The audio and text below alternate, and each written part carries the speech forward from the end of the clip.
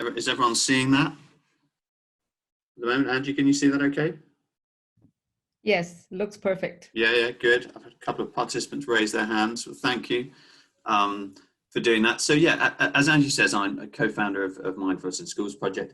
I am also a school teacher, and I think that is a really, really important part of what I do. And perhaps one of the things that there's part of me that says that it would be lovely to sort of give up teaching and just go and, roam the mindfulness world, giving talks and things. But actually, it's been a real pleasure and a challenge to continue to implement mindfulness in a school.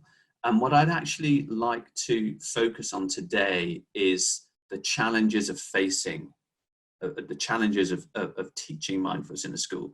Craig, in the presentation before me, he hinted at it several times in a way that was very, very encouraging, because to use his phrase, I think it was that it's a tremendous skill actually to be able to bring children, and particularly adolescents, into mindfulness. Younger children, they're more biddable. They'll be more up for it, and if you have a rapport with them, a relationship with them, then they'll kind of do what you say. Adolescents, for very good evolutionary reasons, are programmed not to listen to what you're telling them to do. And it would be lovely if they came into the classroom one day and, just sort of said, yeah, teach me mindfulness, sir, I really want to understand it. But they don't. And that's not surprising. They've got other things on their minds. So what I really want to focus on today is that challenge of teaching mindfulness to young people. And whilst I am, as I said, co-founder of Mindfulness in Schools project, I am also a teacher at Tonbridge School. I was, until very recently, a boarding housemaster there, which means that my family and I lived for 13 years with 65, responsible for 65 13 to 18-year-olds. You can imagine how much that taught me about the way that young people think, because when you are in loco parentis for them, effectively their parent for that time, it is, you see them in all sorts of different ways, and you see the whole child. You don't just see the kid that's sitting in front of you at the desk in the classroom trying to learn your subject. You see the whole child. And that is quite scary, because you also see what they're going through and the challenges that they're going through. And Tonbridge, as Angie said, was the first school in the UK to put mindfulness in the curriculum, which means we teach it to all of our year 10. So every 13, 14-year-old or 14, 15-year-old learns mindfulness. Almost every. I will come on to that shortly. But the aim of the charity Mindfulness in Schools project is to bring mindfulness to young people and those who care for them. And just to tell you a little bit about us, we've probably trained about 5,000 teachers so far. We hope that's impacted about 350,000 children. It is a charity. I think that's really important to say, because yes, I'm plugging .b and Pawsby to some extent, but our aim is very much a charitable one, because we feel passionately about getting mindfulness in front of young people. And .b is the course that Craig mentioned, and you might wonder why it's called that. And actually it harks back to those old phones. I don't know if you remember those old phones where you used to, I'll sort of mix between sharing and not showing my screen, but do you remember those old phones when you had to press once to get the full stop, and number 2, you pressed it once for an A, twice for a B, 3 times for a C, and that whole process of texting in the old days was actually a bit of a mission. It was quite, good fun. And the reason we called it .b is because we were trying to think, how can we get young people to remind each other to be mindful?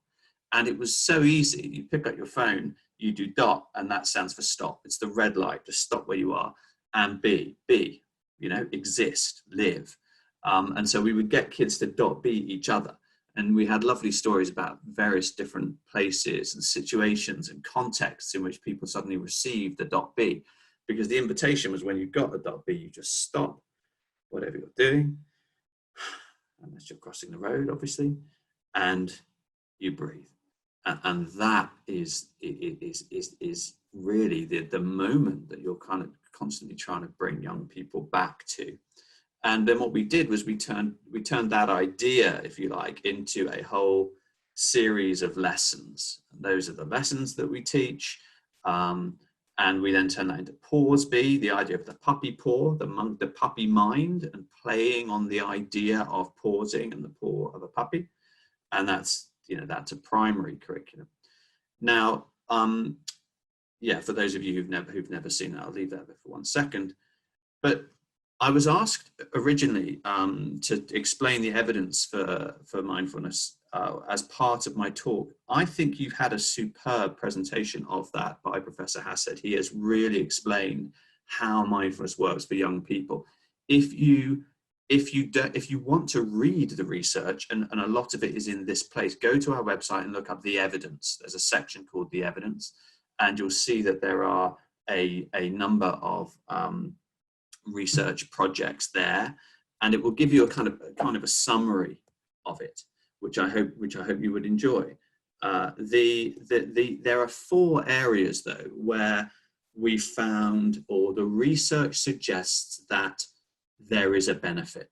The first of those is mental health, and Professor Hassett mentioned that. And there's things like helping you with stress, helping you with anxiety, helping you with sleep. Those are very important.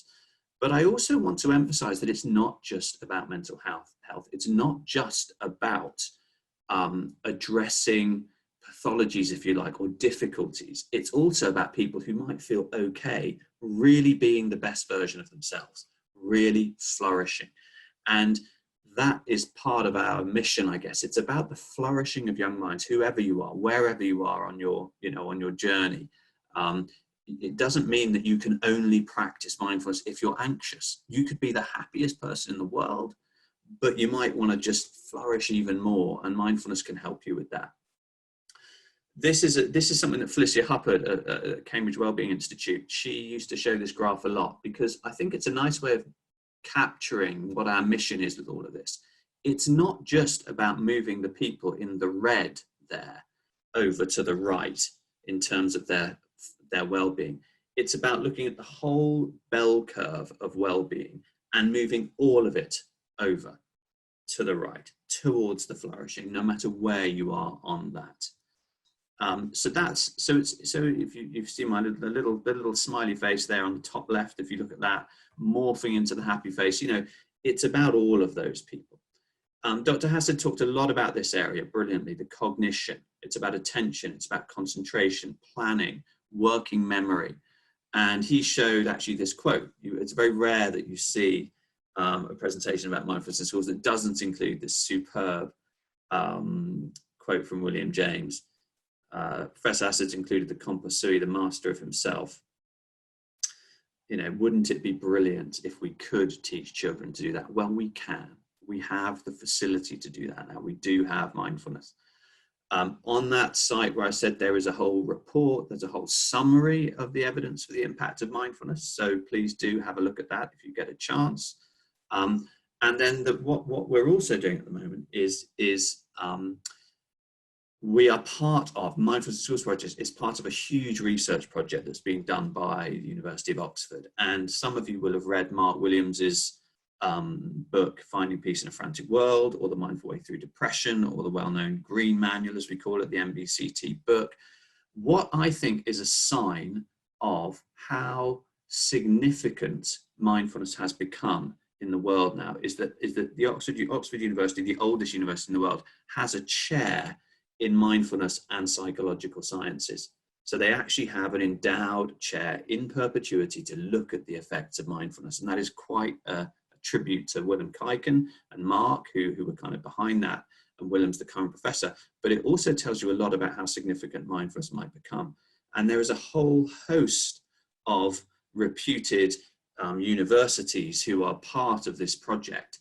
And it's going to tell us a whole number of things. I won't go into the details of it, but one of them is cognitively, how does it work? One of them looks at the implementation of mindfulness in the classroom. One of them looks at just the effect of this on over 5,000 children. So there are, it's going to be, the evidence there is going to be interesting, but it's also going to be challenging. And I'm not expecting the Myriad Project, as it's called, to suddenly say mindfulness solves everybody's problems. And I'll explain why that is shortly.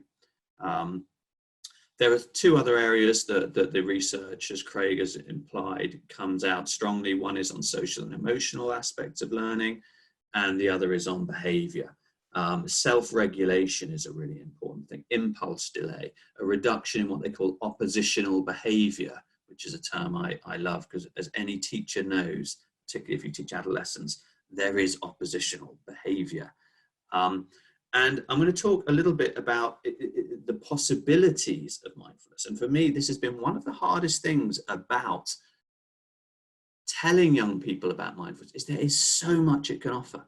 You know, for one kid, it will be about the anxiety. For another kid, it will be about the exam. But for the other kid, it might be about the penalty that he's taking, football. For another one, it might be the fact that he can, you know, she doesn't shout as much at her annoying little brother as she used to. There are so many possibilities that mindfulness can bring to life. Part of the art of teaching mindfulness, I believe, in a school is to help young people understand these possibilities, and not to suggest that it is only for people who are suffering from anxiety or another anxiety-related issue.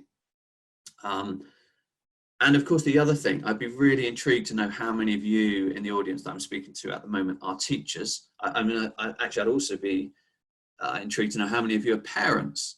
But it's also about, not just about bringing mindfulness to young people, it's also about bringing mindfulness to young people and those who care for them. And that is many of you. And again, as Craig said very well, if you don't represent mindfulness, if you don't embody mindfulness to some extent, then how on earth are we supposed to get our young people and our children to do this?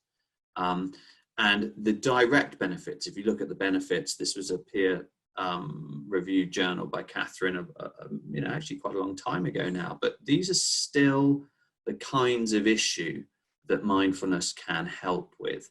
And actually another thing that Myriad is looking at is the well-being of the teachers that are teaching the children in the study. And it wouldn't surprise me at all if we actually saw that the benefits to them were higher even than the benefits to the kids, because the teachers, they've chosen to do it. And that's the big difference. And that's a difference I'm going to come back to shortly.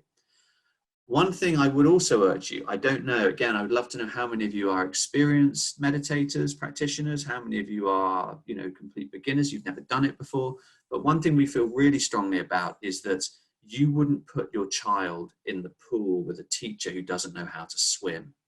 And we suggest the same thing is true of mindfulness. You wouldn't put your child, you don't want your child being taught mindfulness by somebody who, oh, this is interesting, there's a poll going on. Wow, I don't know whether you can see this, there's a poll in progress telling me how many of you are parents, how many of you are teachers. Looks like we've got a lot of both. I'll come back to that in a second. How fascinating. Okay, I'm going to keep going with this. So what we've got here is the picture of an adult swimming with a child. Now, we are concerned in mindfulness. I'll talk about our concerns as well as the things that we think are going wrong, that mindfulness is being taught badly. That mindfulness isn't being taught by people who are trained to teach mindfulness in classrooms. And whilst there are simple exercises you can do with a small child, if you're dealing with the mental health of a young person, you want to know what you're doing. It's important. Now, the next thing I would say, my favorite slide at the moment, is don't rush. If you're a parent, if you're a teacher, there is no rush to do this stuff. You know, it takes time. I've been doing this at Tonbridge for nearly 20 years, and it takes time to really embed it and really get it settled into the school. Because, you know, if you come out all evangelistic and all radical and mindfulness is the cure to everything, you put people off, you alienate them. And actually going gently with mindfulness in the school is a very important part of the mission. Now, I thought the theme, what I would do on this is, if I can unshare my screen just for 1 second, I thought I have been doing this for, you know, for a long time, but I was interested, what's changed in the last 10 years? You know, I gave my first presentation about mindfulness in schools over 10 years ago. March 20, well, actually the presentation I'm going to show you was in March 2010. And I was interested to see how much of what I said then is still true now. What have we learned and what's changed? So what I'm actually going to do is I'm going to share with you as a sort of a structure for this presentation, a presentation that I did a few years ago, as you will see. Come back here.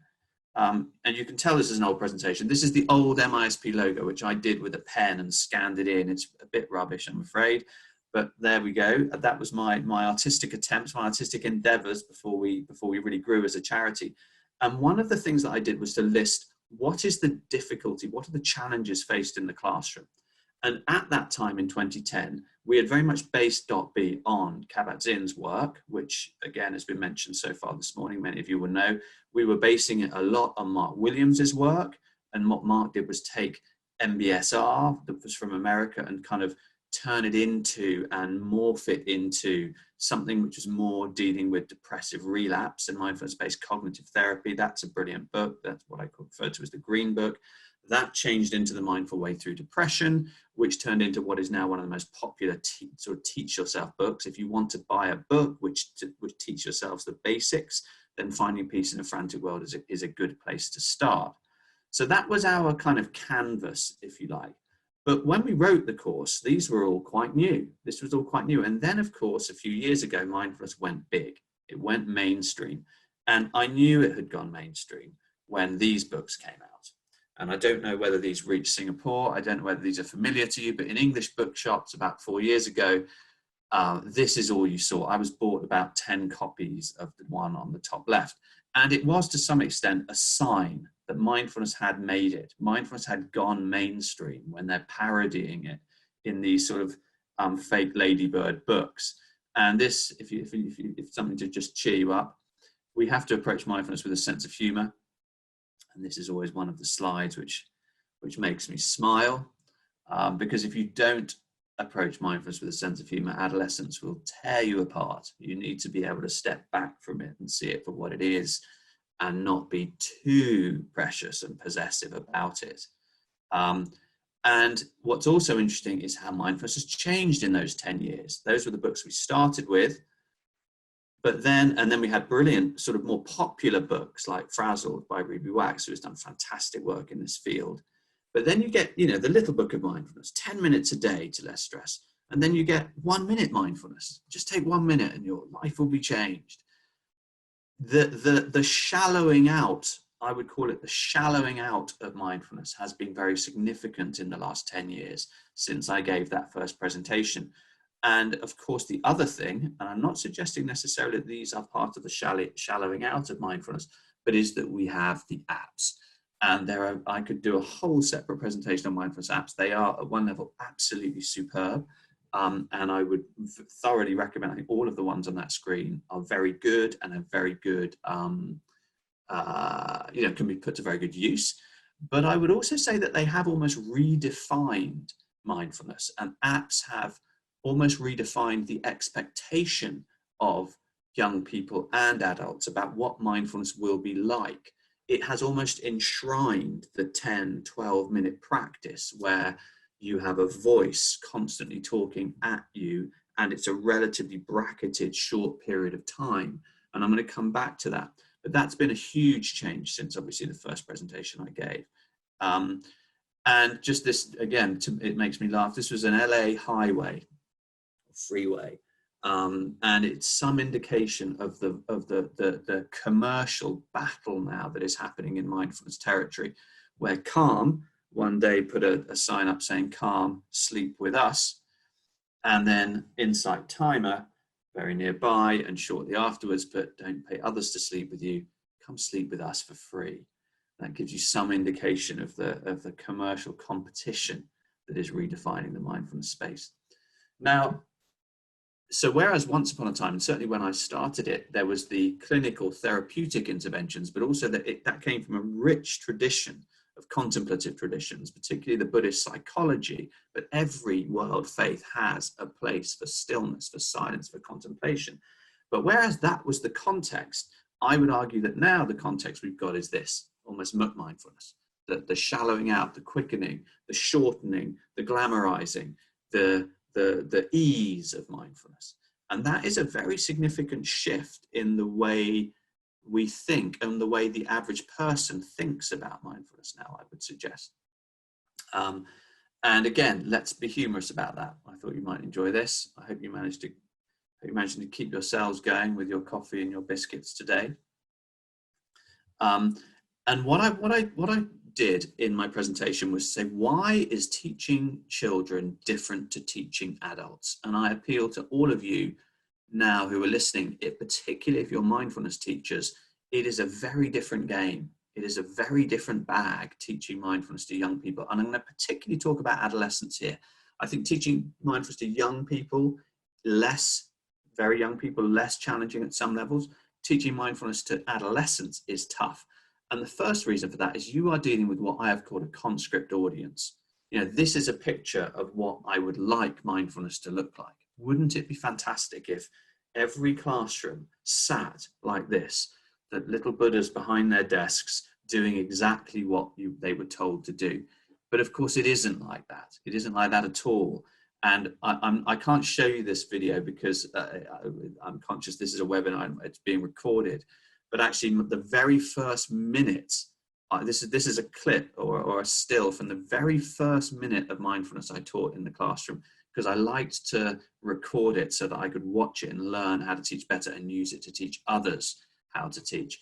And the kids walked in, and it wasn't long before they were just performing in front of the camera that they knew was at the back of the class. That's me wearing a long scarf because it was very, very cold. I was teaching in a shed on a field somewhere in Tonbridge.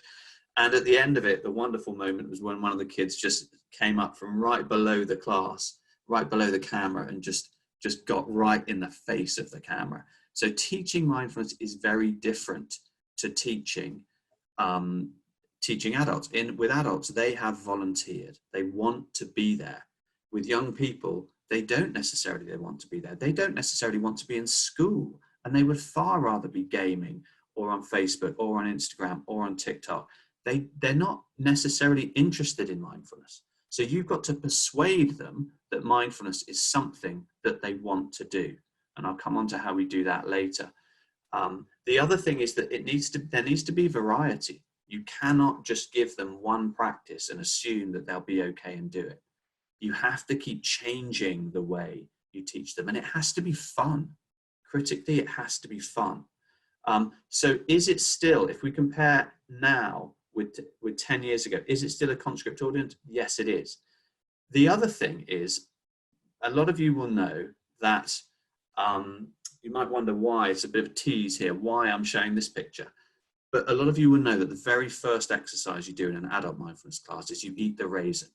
Yeah, they put a raisin in the palm of your hands, and you look at it, and you look at the texture, you look at the color, you look at the tone, you feel the weight, you sense the touch, you smell it, and you look at a raisin as if you're an alien and you've never been here before and you've never eaten, and this is the first time you've seen this little object called a raisin.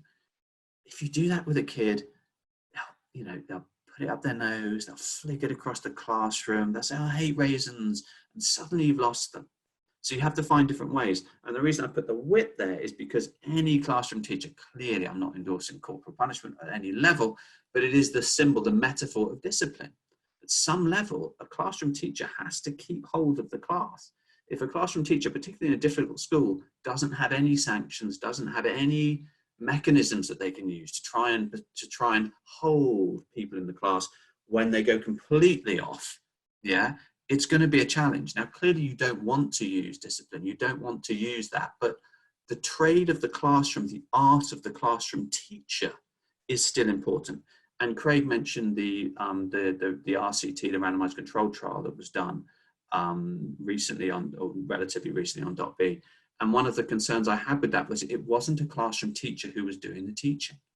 And that is, if you stick somebody who's never been in front of a large group of adolescents and tell them to teach people, and that's going to be a real challenge for them, because you might lose the class. The class will play up.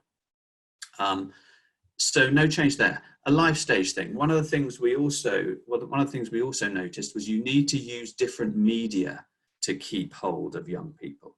You cannot just talk to them. They need to see graphics. They need to feel different ways of learning. And one of my favorite passages, one of my favorite clips of film is Kung Fu Panda, where Po the panda explains why he wants to be the dragon warrior. Why he wants to be one of the 5. Now, has that changed? Well, if you look at this, it's got even worse. Now what's happened is, as well as the distraction of film and TV, music, you have social media. And Hassan was talking about the impact of social media. So that means, in a sense, it's got even harder to engage adolescents with mindfulness at that life stage. It is a real challenge to do that. The next thing is contact time. When we wrote .b, this was the model of mindfulness teaching. This might be interesting for those of you who are new to mindfulness. The MBSR, the 8-week MBSR course, that was the dosage of mindfulness that people got. 2 hours induction, 2 hours in week 1. And they were asked to do home practice of about an hour a day, 6 days a week. That is a lot of mindfulness, about 60 hours in total.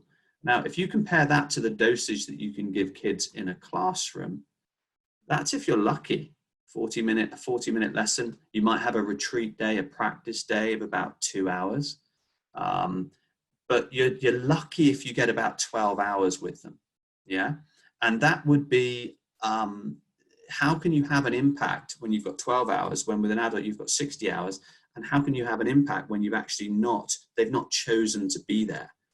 So what you've got to do is you've got to sow it through. You've got to spread mindfulness across the different year groups. And that is, again, we call this a spiraling curriculum. So if you're a school teacher, please bear in mind that you can't give them one dose and then run. You need to keep feeding them. And different children will come to mindfulness at different stages. So has that changed? Yes, it has. The benefits are that some people are getting mindfulness quite well through apps, and the low dosage of an app, the quick fix of an app, can actually bring about an introduction to mindfulness in the way it didn't used to be able to do. But you're still faced with the fundamental problem of how do I get a kid to actually practice?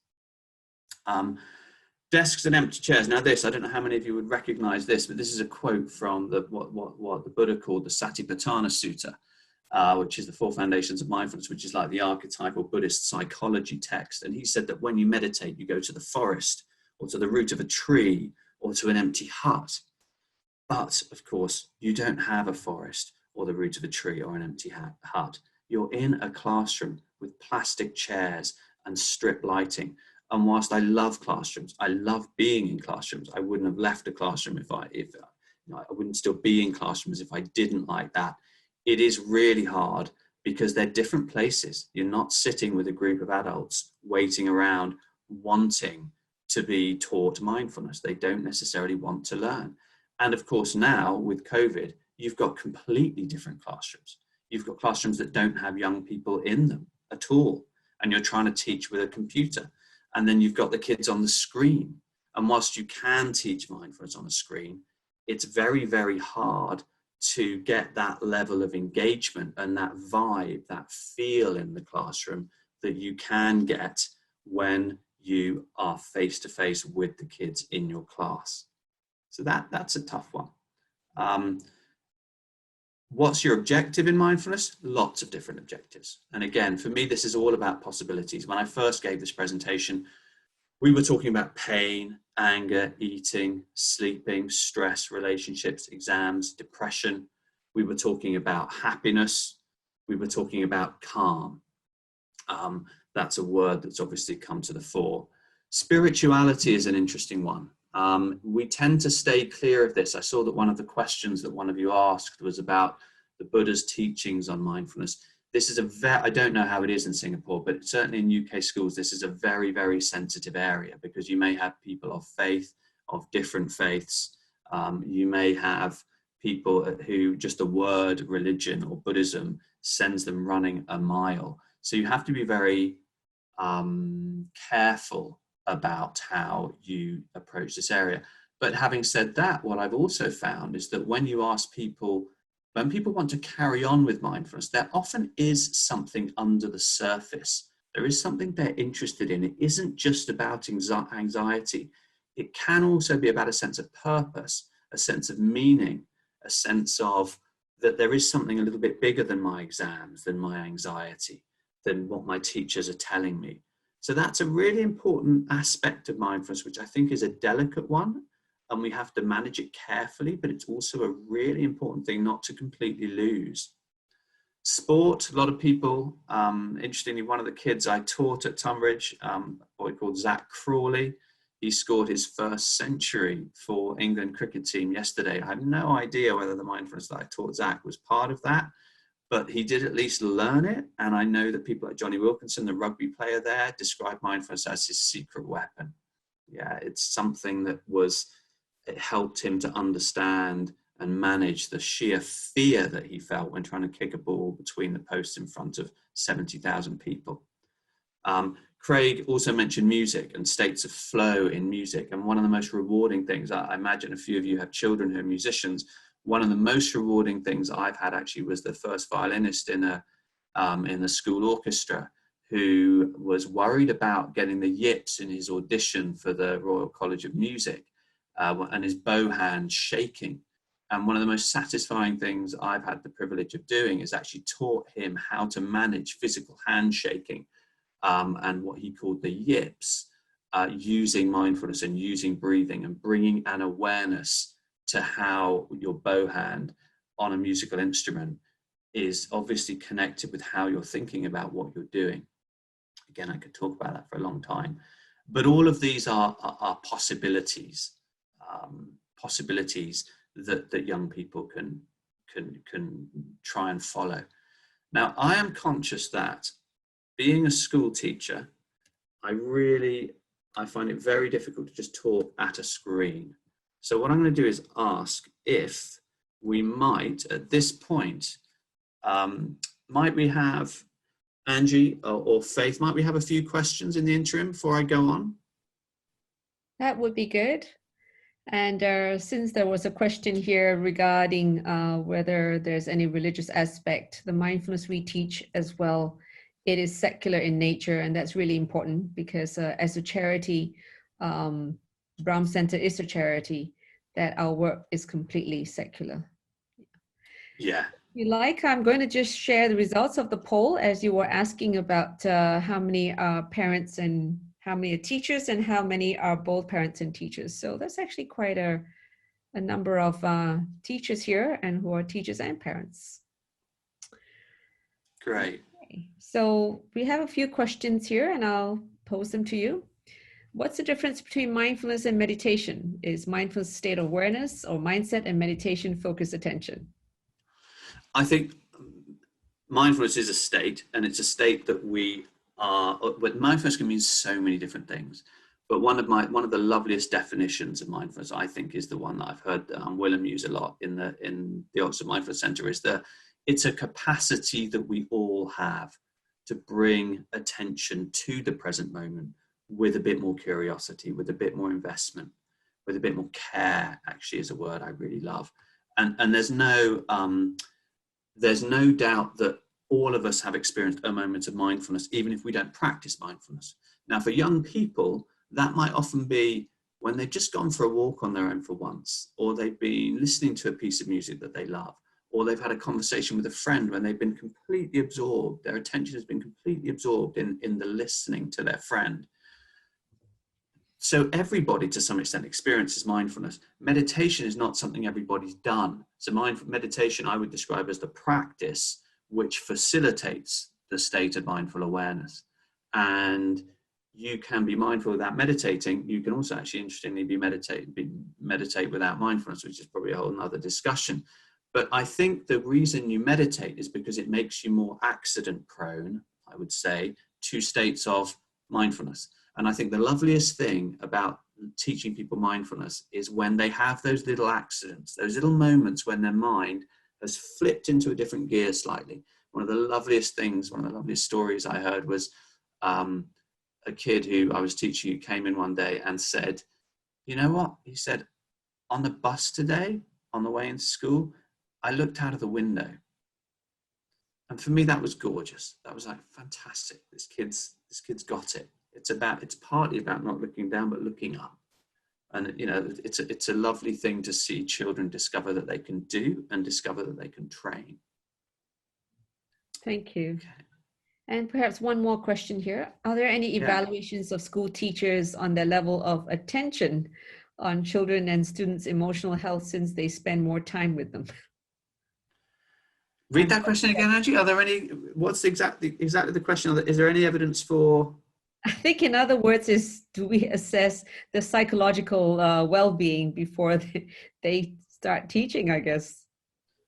Well, I mean, I don't know if this is answering the question, but yes, there's lots of evidence of the benefits on on teachers' well-being. And there's lots of evidence that teachers are less reactive and less oppositional in class when they're practicing mindfulness. So if you're out there as a teacher and you are triggered, as the young people say, by a particular kid sitting in a particular place in your classroom who says just kind of annoying things now and again, it really gets you. That's when you need mindfulness, because what that will do is help you to be aware of your reactivity to that child, and to be aware that actually, part of the issue there is as much you as it is that child.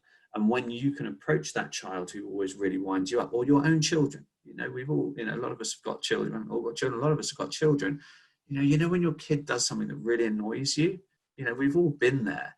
But actually, if you can put a bit of mindfulness, there's the stimulus of what they do, and there's your reaction to it. Mindfulness comes in the middle there.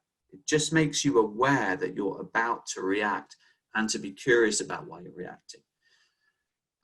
And just to breathe with it. And all of a sudden, that kid that would have wound you up, your little girl, your little boy who would wind you up, it's not so bad. It's not so bad. As they say, what you can breathe with, you can be with. Well, the .B that you introduced has been a lifesaver. I still use it. My kids are no longer young anymore, but they still do trigger. Yeah. The other thing is when the kids become the teachers of the adults is also the thing I love to hear. And I hear that all the time. We're teaching a kid, you're teaching the kids and they're in the traffic jam, and it's the same traffic jam and it's the same place. And the mum or the dad is going, come on, why hasn't that light gone green yet? And they're impatient and they want to get where they're going. And the child says, Mum, you just got a .B. That's right. And I love it. I love it when I hear those stories, which I often do. And actually, one of the most moving stories, I don't know how many of you have been to one of the Mindfulness in Schools Project conferences, but one of our speakers at the conference and one of our ambassadors, actually student ambassadors for .B, is a girl called Emily Brearley. And Emily was at the Manchester bombing and was very lucky actually to get away with her life intact. And because she was just on the other side of the door when the bomb went off in the Manchester arena, killing dozens, an absolute tragedy. But we had her talking at one of our conferences about her experience of mindfulness helping her with that. But what was incredibly moving was hearing the story of her mother, because her mother was waiting outside the Manchester arena when the bomb went off. When Emily's phone at that point had run out of battery, obviously, because she'd been, filming Ariana Grande. She had no battery there. And of course, the mother was absolutely terrified that she'd lost her child, as she had been in previous times. But what was so moving was that in the weeks that followed, in the months that followed, Emily's mum was so impressed and touched by how well Emily was using mindfulness to cope with the anxiety that followed the bombing, that she began to practice herself. And she is now a really experienced mindfulness practitioner and teacher. So it was through the child that the mother reached the mindfulness. And it's a lovely story. And we hear that a lot. That's really heartwarming, isn't it? It's a gorgeous story. Emily is an amazing girl. And actually Jo, her mother, is a brilliant woman as well. They're great ambassadors for mindfulness for young people and for parents. Thank you for that. Well, another question is, how do we introduce mindfulness to children with ASD? You do it patiently and kindly. Just trying to get rid of this window here. You do it very patiently, you do it very kindly, and you use all the mechanisms that you would normally use as a classroom teacher. If you actually Google how to teach normally a child with ASD, you will see the same sorts of tools that are used by the mindfulness teacher. And one of the key things is you have to give them permission to be who they are. I taught a kid with ASD once who his coping mechanism was to shuffle a deck of cards. And as I was teaching him in the class, whilst the others were meditating, he would be shuffling his deck of cards. When we stood, at another child, that when we stood and did a standing practice, he would rock from side to side. And that was fine. And actually, the best teachers of children with sort of special educational needs is normalizing and making sure the rest of the class are familiar and tolerant and patient with the child or children who have those conditions. And so allowing what would normally be a silent practice to have the noise of cards shuffling, or a stress ball being squeezed, or some movement, or a tick. If a child has a tick and you're in the middle of a practice and the child ticks, you really need to make sure the other children understand that that's okay, that that's fine. And that relaxes the class, and it helps the child themselves become more at ease with whatever condition they're dealing with. Angie, do you want me to carry on with my... Yes, please do. And thank you for... I find it's lovely to have the interaction. I find it very... School teachers without feedback are like fish out of water. So I just thought I'd share with you all now what's changed and my recent learnings, things that I didn't know when I started this that I really do know now. And if any of you came to the Mindfulness in Schools Project conference, you might have seen these slides before, but they got a very good response, and I hope you find them helpful. Because one of the things that, if I can scroll through here, one of the things I started is just with this assumption that all children liked and were comfortable with breathing. Breathing for me, as a sensation in the nostrils, was a very vivid touch point for my practice. That was the anchor that I would use. I would find my attention in the sensation of breathing coming through the nose. And just to make that come to life actually a little bit, I love to do practices with groups that I'm talking to. Just take a few moments to breathe in through the nose if you're comfortable with it. And that's the key. And just noticing the coolness, the touch of the air on the way in.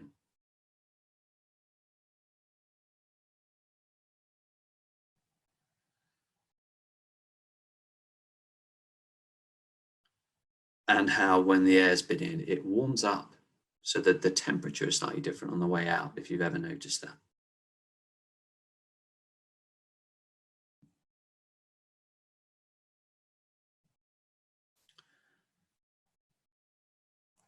Or some of you might feel you're breathing in the chest or in the belly. So just breathing in and noticing the expansion of the chest, the way the clothing, the touch of the clothing shifts slightly as you're breathing in.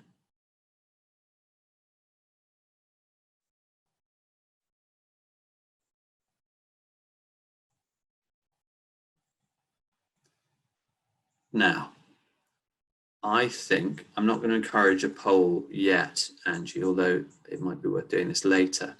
I would be very surprised if there weren't people in the audience listening today who find that slightly uncomfortable, who don't necessarily like that.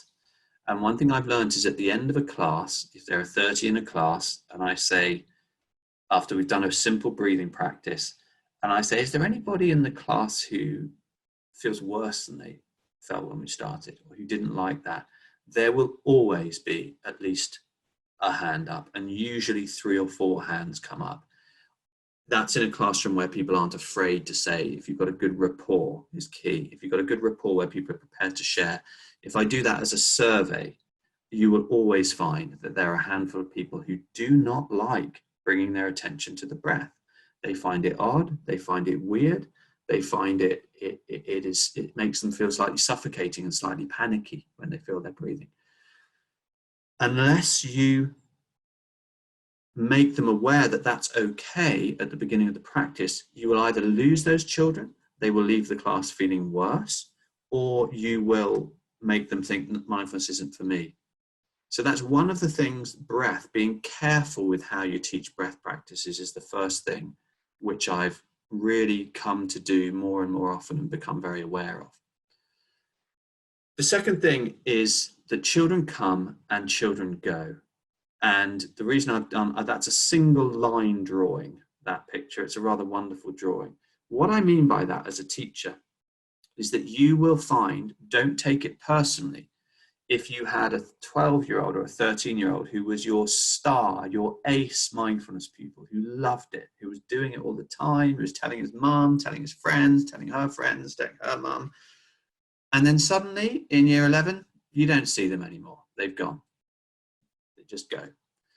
And then don't be surprised either if the kid that was messing around when they were 12 or 13 and didn't seem remotely interested, that when they get older, when maybe they hit 17, 18, suddenly they come to it.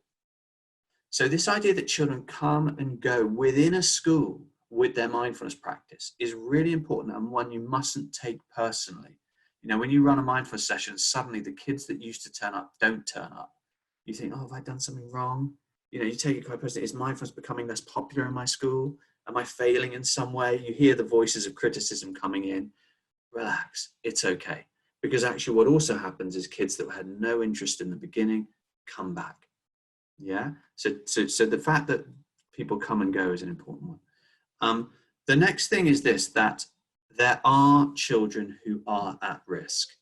Now, Willoughby Britton, so I'm just going to plug this machine in because the battery's starting to go, excuse me. Willoughby Britton has done some really excellent work on this. And what she has discovered is that, or uncovered, we all know it, is that there are kids for whom actually, or there are adults for whom mindfulness is not necessarily the thing you should be doing. And if there is a comparison with physical exercise, it is true that, you know,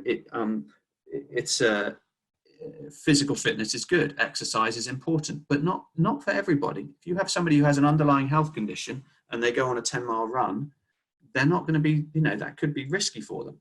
Similarly, I've had situations where we've had children who are at risk of harming themselves at one level or another.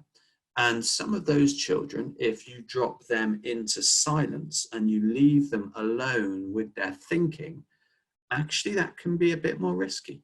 So it's very important that the classroom teacher is on the same page with and aligned with and part of the broader pastoral care of the child. Now, it's not that I wasn't aware that that was a risk, but I think when you're starting, you're so keen and it's made such a difference to your life and you can't conceive that other people might not enjoy it and get as much benefit from you, that you can overlook that. And again, I would always be very careful as a classroom teacher that you're aligned with the broader pastoral care of the school that you're teaching in. The next thing I've learned is the importance of team. You cannot do this on your own in a school. If you do it on your own in a school, when you leave, mindfulness will leave. You need to train colleagues, or colleagues need to be trained. You need to have the senior team of the school more or less on board. You need to have all sorts of people, the naysayers in the school, you need to work with them, but you can't do it on your own. So make sure you are with people when you're teaching this.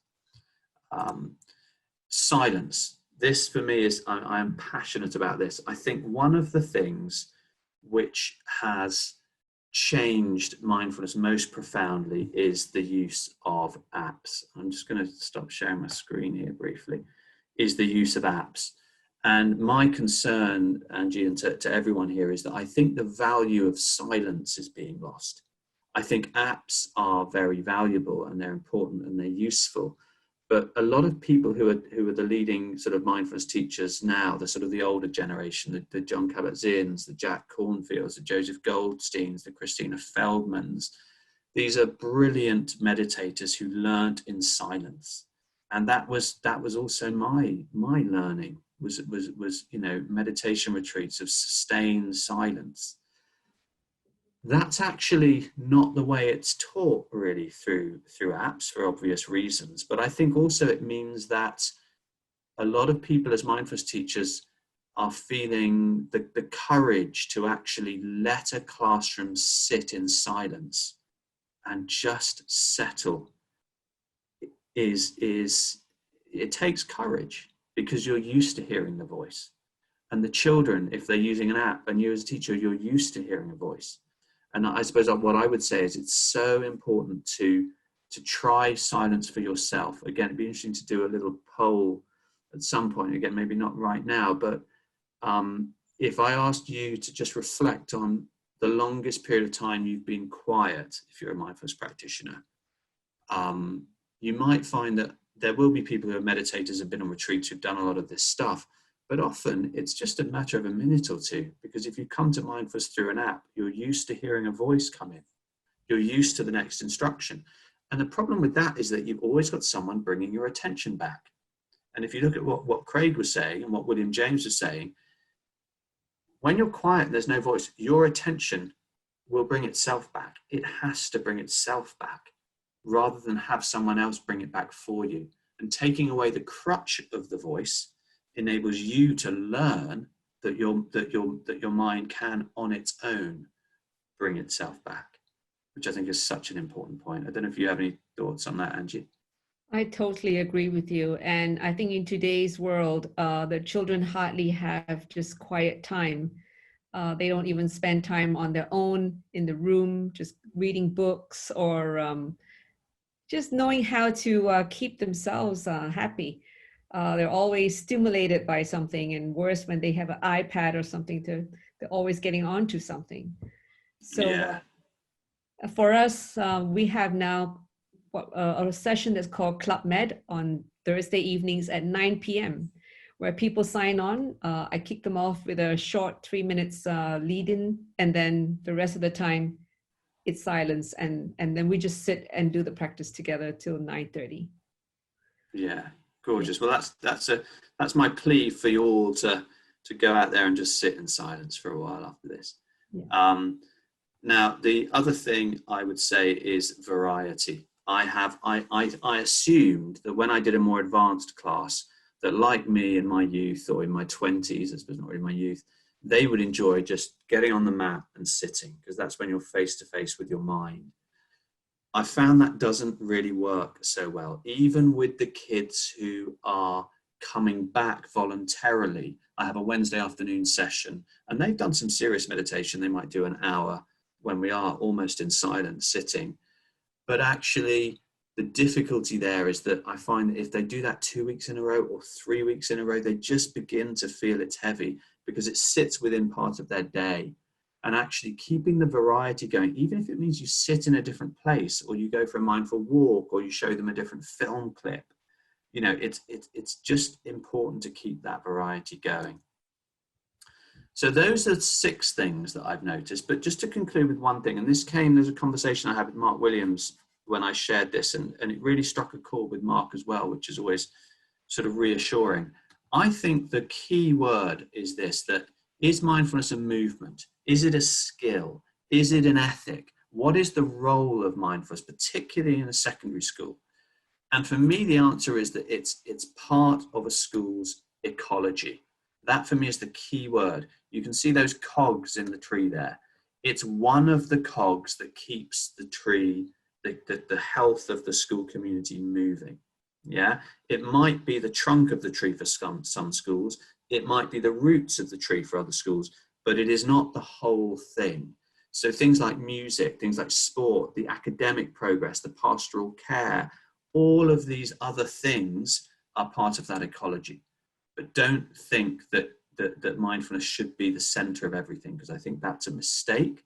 And I think it's a misapprehension, and it's something which actually does more harm than good. You've got to accept that mindfulness is part of an ecology, not all of it. And my last slide here is what hasn't changed is this. And it was really interesting because I was looking at this presentation. I thought, and it was lovely it was reassuring for me as the founder of Mindfulness in Schools Project to see that one of the things that I said right at the beginning is still as true now as it was 10 years ago.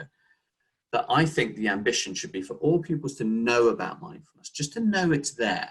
Yeah. For most to have enjoyed it, you want to make your lessons fun. Yeah, it mustn't feel like a trial. They've got to enjoy, they've got to associate mindfulness with something which they enjoyed when they were at school.